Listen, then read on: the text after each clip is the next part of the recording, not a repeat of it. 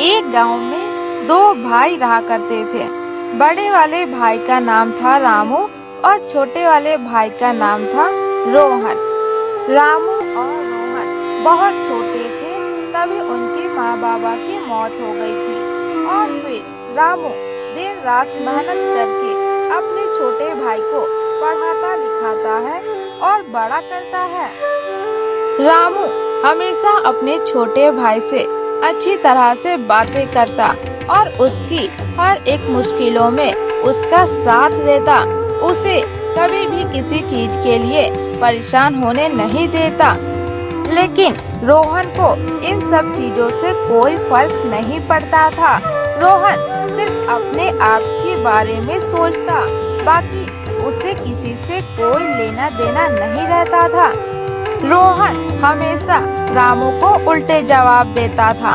रामू जब भी रोहन से कुछ भी सवाल पूछता या फिर कोई काम करने को कहता, हमेशा रोहन रामू को उल्टे जवाब देता। रामू बहुत ही मेहनती व्यक्ति था।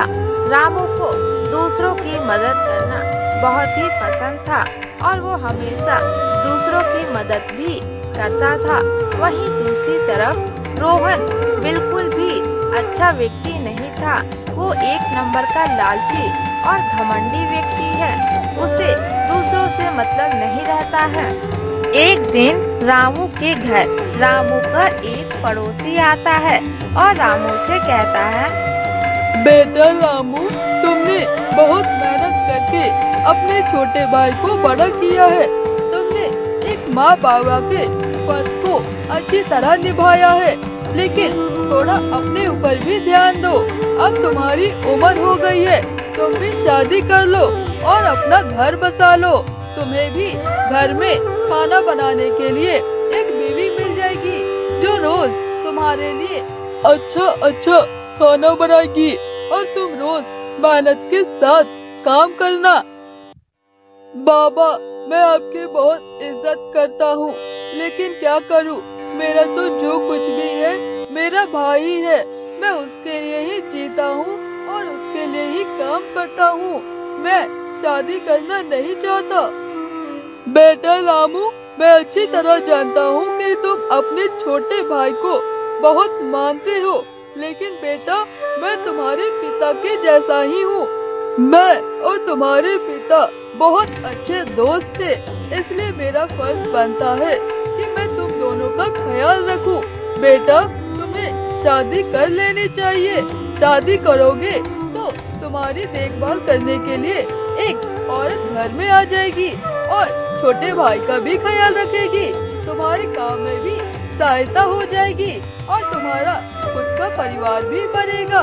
इसलिए बेटा, मैं तुम्हारी भलाई के लिए ही कह रहा हूँ, तुम्हें अपना घर बसा लेना चाहिए। अपने बड़े भाई और पड़ोसी की बातें पीछे से रोहन सुन लेता है और कहता है, भैया को जो कहना है वो कहते रहे, लेकिन मैं अच्छी तरह जानता हूँ कि भैया मेरे हिस्से की जायदाद रखना चाहते हैं, लेकिन मैं ऐसा होने नहीं दूंगा। मैं अपने हिस्से की सारी जायदाद को अपने नाम कर लूंगा और अपनी शादी कर लूंगा और अलग रहूंगा और खुशी खुशी अपने परिवार के साथ रहूंगा। एक दिन रोहन देखता है कि रामू फसल बेचकर बहुत सारे पैसे गिन रहा है। ये देखकर रोहन के मन में लालच आ जाता है और वो तुरंत अपने बड़े भाई के पास जाता है और अपने बड़े भाई रामू से कहता है, भैया, अब मैं बड़ा हो गया हूँ और मुझे भी दुनियादारी की समझ हो गई है। भैया, अब मैं भी पैसे कमाना चाहता हूँ और मैं चाहता हूँ कि जल्द से जल्द मेरी शादी हो जाए। आप जल्दी से मेरी शादी करवा दीजिए। रोहन, तुम शादी करना चाहते हो, ये जानकर मैं बहुत खुश हुआ हूँ। मैं जल्द ही तुम्हारे लिए एक लड़की ढूंढता हूँ और फिर देखना, तुम्हारी बीवी के हाथों से बनी हुई गर्म गर्म रोटी हम दोनों भाई मिलकर खाएंगे। नहीं भाई, मैं नहीं चाहता आपके साथ रहना। आप मेरी शादी कर दो और मुझे अलग कर दो। मेरे हिस्से की जितने भी जायदाद है वो आप मेरे नाम कर दो। मैं आपके साथ नहीं रहना चाहता। अगर मैं शादी होने के बाद भी आपके साथ ही रहूँगा तो मैं कभी भी अपनी जिंदगी में उन्नति नहीं कर पाऊंगा। इसलिए मैं आपके साथ नहीं रहना चाहता। आप भी शादी कर लो और अलग रहो। रोहन की ये सारी बातें सुनकर अंदर ही अंदर रामू को बहुत ही दुख होता है, लेकिन फिर भी रोहन की खुशी के लिए रामू रोहन से कहता है, मेरे छोटे भाई, मैं हमेशा से ही चाहता हूँ कि तुम खुश रहो। अब तुम बड़े हो गए हो और तुम चाहते हो कि तुम मुझसे अलग रहकर खुश रहोगे, तो मैं ऐसा ही करूँगा। मैं सब कुछ तुम्हारे नाम कर दूंगा और तुम खुशी खुशी अपने परिवार के साथ रहना। और फिर रामू रोहन के हिस्से की सारी प्रॉपर्टी रोहन को दे देता है। अब रोहन खुशी खुशी अलग रहने लगता है और कहता है, अब मेरे पास सब कुछ है। मेरा खुद का घर है, मेरे खुद के खेत है और मेरे पास कमाने के भी रास्ते हैं। मैं पढ़ा लिखा हूँ। अब मेरे पास किसी भी चीज की कमी नहीं है। अब मैं अपनी पसंद की लड़की से शादी करूँगा और अपने परिवार के साथ रहूँगा। वहीं दूसरी तरफ रामू को रोहन के बिना रहना बिल्कुल भी अच्छा नहीं लगता है। रामू अंदर ही अंदर बहुत ही दुखी रहता है और उसे अपने छोटे भाई रोहन की बहुत याद आती है। तभी रामू के पड़ोसी रामू के घर आते हैं और रामू से कहते हैं, बेटा रामू, मैंने तुमसे कहा था ना कि तुमने अपने छोटे भाई को बहुत मेहनत कर कर बड़ा किया है, लेकिन अपने ऊपर भी ध्यान दो। देखा, तुम्हारे भाई ने अपने हिस्से की सारी प्रॉपर्टी अपने नाम कर ली और तुमसे अलग रहने लगा। अब तुम्हारा क्या होगा? तुम्हारे बारे में उसने एक बार भी नहीं सोचा कि उसके बगैर तुम कैसे रहोगे। बेटा, मेरी बात मानो, तुम शादी कर लो। तुम्हारे लिए मेरी नजर में एक लड़की है। और फिर रामू अपने पड़ोसी की बात को मान लेता है और मीना नाम की एक लड़की से शादी कर लेता है।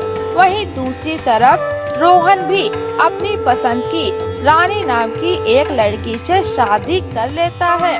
दोनों भाई अपने अपने घर में खुशी खुशी रहने लगते हैं। एक दिन रामू किसी काम से शहर जाता है। रोहन ये सब देख रहा होता है और कहता है, मेरे पास जो पैसे थे वो सारे पैसे मैंने शादी में खर्च कर दिए। अब मेरे पास पैसे नहीं है। घर में खाने को भी कुछ भी नहीं है। कल से मैं घर में क्या खाऊंगा और रानी को क्या खिलाऊंगा? अगर खाने को कुछ भी नहीं रहेगा तो रानी मुझे छोड़कर चली जाएगी। नहीं, मैं ऐसा नहीं होने दूंगा। मैंने तो अपने खेत में कुछ नहीं लगाया था, लेकिन बड़े भैया बहुत ही मेहनती है। वो अपने खेत में अच्छे फसल उगाए होंगे और उन्हें बेचकर उनके पास अभी अच्छे पैसे होंगे। एक काम करता हूँ, अभी भैया घर में नहीं है, वो शहर गए हैं। मैं उनके घर जाकर उनके पैसे को चुरा लेता हूँ। भाभी को कुछ पता भी नहीं चलेगा। मुझे पता चला है भाभी बहुत ही सीधी है। इतना बोलकर रोहन रात के समय में धीरे धीरे रामू के घर आता है और चुपके से रामू के घर से सारे पैसे चुरा लेता है और वहाँ से भागकर सीधे अपने घर आता है। सुबह हो जाती है। सुबह के समय जब रामू अपने घर वापस आता है तो रामू की पत्नी मीना रामू को चोरी के बारे में सब बता देती है। रात के समय में जब मैं सोई हुई थी तो अचानक से मेरी नींद खुली।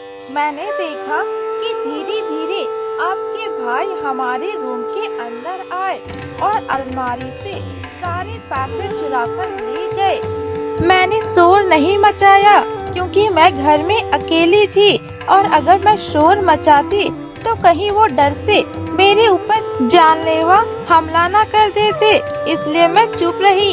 जो भाई अपने बड़े भाई के घर में चोरी कर सकता है, वो अपनी गलतियों को छुपाने के लिए कुछ भी कर सकता है। इसलिए मैंने कुछ नहीं कहा और आपके आने का इंतजार किया।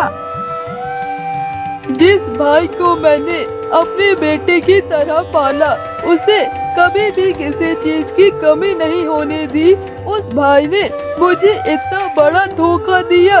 मैंने कभी सोचा भी नहीं था कि मेरा भाई मेरे साथ ऐसा करेगा। मैं घर पर नहीं था, शहर गया था। ये बात रोहन को पता थी और इस बात का फायदा उठाकर रोहन ने मेरे ही घर में चोरी की। मैं कभी सोच भी नहीं सकता था कि रोहन इतना हद तक गिर जाएगा। और फिर रामू बहुत उदास होकर अपने घर से कहीं दूर चला जाता है और एक जंगल में पहुंच जाता है। रामू बहुत थक जाता है, इसलिए एक पेड़ के नीचे बैठ जाता है और रोने लगता है और कहता है, माँ बाबा, आज मुझे आप दोनों की बहुत याद आ रही है। आप दोनों मुझे छोड़कर क्यों चले गए, और गए तो मुझे भी साथ में लेकर चले जाते। कम से कम मैं ऐसा दिन तो नहीं देख रहा था। आज मुझे बहुत अकेला लग रहा है। ऐसा लग रहा है जिस भाई को मैंने हमेशा से अपना भाई समझा, उस भाई ने मुझे कभी अपना समझा ही नहीं। रामू अपने आप से बात कर ही रहा था कि तभी उस जंगल में किसी के आने की आवाज सुनाई देती है। रामू ये सुनकर डर जाता है और तुरंत दूसरी जगह पर जाकर छुप जाता है। रामू चुपके से देख रहा होता है। तभी रामू देखता है कि उस जंगल में दो डाकू आए हैं और वो डाकू उस पेड़ के पास जाते हैं और कहते हैं, खुल जा सिम। तभी उस पेड़ से एक दरवाजा खुलता है और फिर एक एक करकर वो दोनों डाकू उस पेड़ के अंदर चले जाते हैं और फिर दरवाजा बंद हो जाता है। ये देखकर रामू चौंक जाता है। ये मैंने क्या देखा? अभी अभी मैंने देखा इस पेड़ से एक दरवाजा खुला और वो डाकू उस पेड़ के अंदर चले गए। आखिर इस पेड़ का राज क्या है? मुझे ये जानना होगा। जब ये डाकू यहाँ से चले जाएंगे तो मैं इस पेड़ के अंदर जाकर देखूंगा कि अंदर है क्या। और फिर वो डाकू वहाँ से चले जाते हैं। रामू तुरंत उस पेड़ के पास जाता है और कहता है, खुल जा सिम।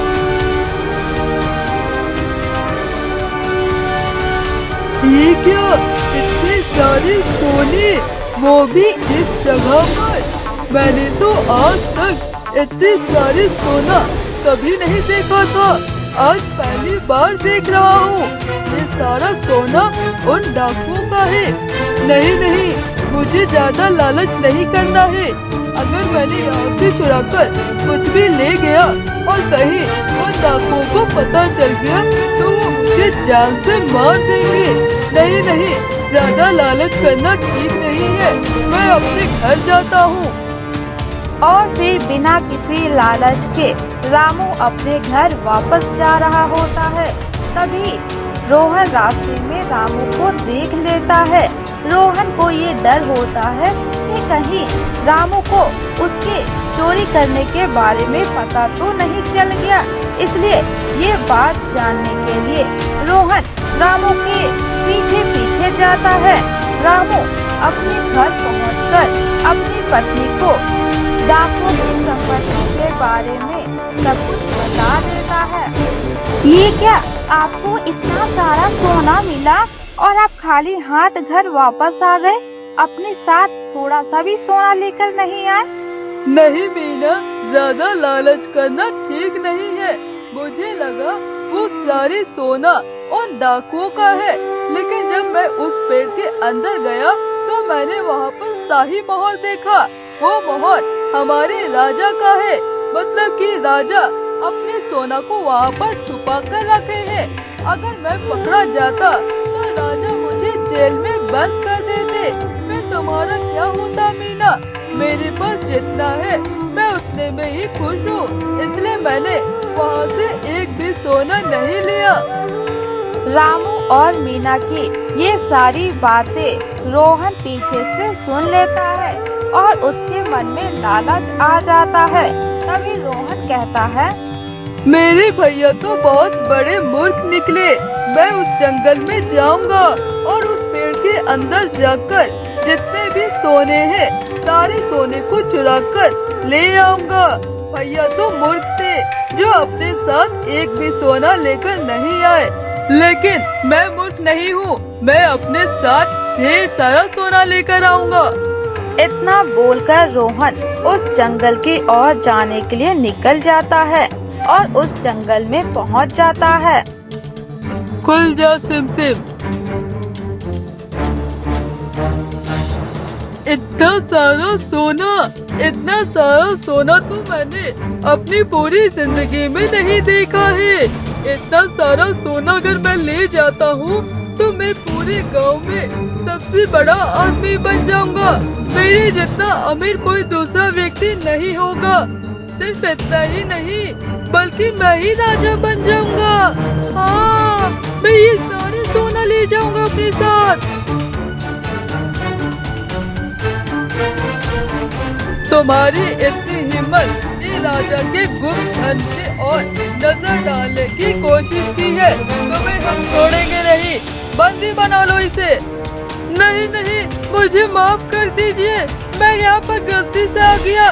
मेरे मन में कोई लालच नहीं है, मुझे माफ कर दीजिए। राजा के गुप्त धन के बारे में जो कोई भी जानता है हम उसे जीवित नहीं छोड़ते हैं, और तुमने ऐसा किया है तुम्हें दंड मिलेगा। हम तुम्हें छोड़ेंगे नहीं। और फिर इस तरह 2 दिन बीत जाते हैं। रोहन अपने घर वापस नहीं आता है। रानी परेशान हो जाती है। रानी दुखी होकर रामू के घर जाती है और रामू को सारी बात बता देती है कि रोहन 2 दिनों से घर वापस नहीं आया है।